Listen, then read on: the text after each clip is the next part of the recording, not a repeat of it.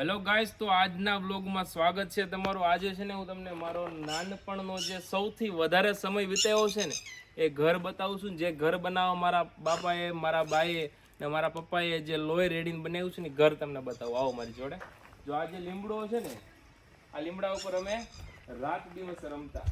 આના ઉપર છે ને માટે ઓલા લાકડા નાખીને ઘર બનાવીને અને એના ઉપર રમતા બે ભાઈ, બરાબર ને। ત્યાર પછી આપણે અંદર આવીએ તો અંદર જોઈએ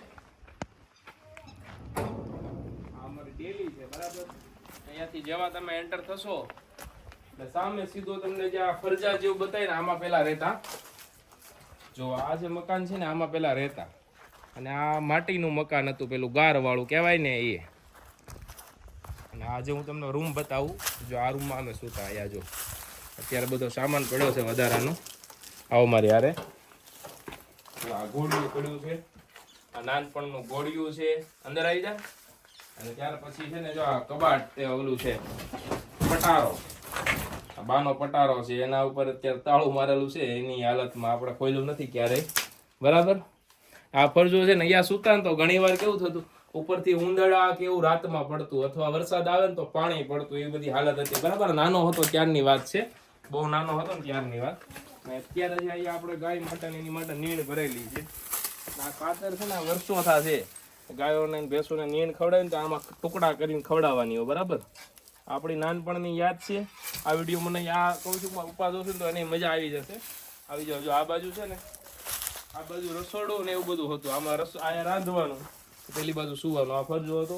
ધીમે ધીમે મને યાદ નથી પણ બાને એવું કહેતા કે ભાઈ ધીમે ધીમે આપણે આ મકાન બનાવ્યા। આમાં રહેતા ને સાઈડમાં મકાન બનાવેલા છે, જેટલા પૈસા આવે ને એટલું કામ કરવાનું, કેમ કે પહેલાના સમયમાં કાંઈ હતું નહીં, બાકીમાં બધું કરવાનું હોય। એટલે પહેલાં ઈંટોની દિવાલું બનાવી, પછી 2 વર્ષ પછી પ્લાસ્ટર માર્યું, પછી 2 વર્ષ પછી બારીને દરવાજા બનાવ્યા। આવું મારા પપ્પાની કહેતા। આ મકાન છે, 8 વર્ષ પછી આજે આ મકાને આવ્યા છીએ અને બંધ હાલતમાં પડ્યું છે હાવ। અને નજીકથી આપણે જોઈએ, મારો સૌથી વધારે નાનપણનો સમય છે ને અહીંયા વિતાવેલો છે અમે। જો આ ઓટે તેને બધા ભાઈઓ બેસતા, આ ઓટે તેને અહીંયા બેસી અને પેલા કેરીના ગોઠલા આવે ને એની હાટું બાંધતા। કેરી તો ભાગવા ન આવતી પણ રસ કાઢે ને જ્યારે પેલા ગોઠલા વધે ને સુવા માટે અહીંયા બેસીને બાંધતા। અમે બધા મારા પપ્પાની 3 ભાઈઓ છે, બધા ભેગા રહેતા। અને આ સંડાસ બાથરૂમ છે, અત્યારે તો બધું પડી જાય એવી હાલતમાં છે। આવો તમને રસોડું બતાવું। આ વિડીયો મારા ગઢાબાને બતાવે છે કે સૌથી વધુ કામ કર્યું હોય તો મારા ગઢાબાએ કર્યું છે આ રસોડામાં, કે મારા મમ્મીની લોકો તો વાડીએ જતા રહેતા, મારા બા અમારી માટે રોટલી શાક ને બધું બનાવતા। આ ચૂલો છે, અહીંયાથી ધુવાડો આવી રીતે ઉપર બહાર વહી જાય અને આમાં બધું કરિયાણું મૂકવાનો કબાટ છે, બરાબર। આ બધું હવે પડી જાય એવી હાલતમાં છે, એટલા માટે વ્લોગ બનાવ્યો। તમને કેવો લાગ્યો કોમેન્ટ કરજો। તમારા પણ જો ગામડે એવું કઈ હોય ને તો એકવાર વિડીયો બનાવી રાખજો યાદી માટે, કેમ કે એક સમય આ મકાન નહીં હોય, હશે ને તો વિડીયો જોવા થશે। ત્યાર પછી જો આ કબાટ છે, આની અંદર છે ને ઘીની બવણી ને આ જે મસાલો બધું રાખતા, શાક બકાલું ને એવું। ફ્રીજ બ્રીજ કાંઈ હતું નહીં, બરાબર। એટલું હાજુ રહેલું રાખવાનું। આ રસોડું છે, કેવું લાગ્યું કોમેન્ટમાં જણાવો। તમારે ગામડે કેવા મકાન છે એ જણાવો। ત્યાર પછી આપણું અહીંયા છે પાણી હારું ને એવું બધું।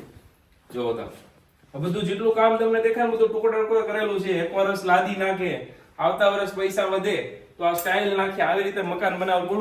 ઓલું કહેવાય ને લોહી રેડી દીધું છે। પણ આજે અહીંયા રહેવા વાળું કોઈ નથી, બધાને સુરતમાં રહેવું છે, પણ અહીંયા જે રહેવાની મજા આવતી ને ગમે એવો વીઆઈપી બંગલો હોય ને તો ન્યાય નથી આવતી, એટલી મજા અહીંયા હતી, સુકૂન હતું। આ અમારો રૂમ છે, પપ્પાનો એનો રૂમ છે, બરાબર। અંદર આવી જાઓ। અહીંયા મંદિર છે, આપણે મંદિર સાફ કરીને કમ્પ્લીટ દીવાબત્તી કર્યા અત્યારે, એ વર્ષોથી બંધ હતું એટલે બધું ધૂળ ધમાવો થઈ ગયું હતું।